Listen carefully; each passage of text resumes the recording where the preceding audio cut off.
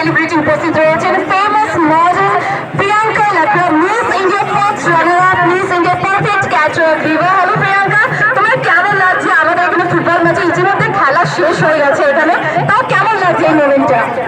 খুবই ভালো লাগছে। আর ফাইনালিস্ট আমরা পেয়ে গেছি।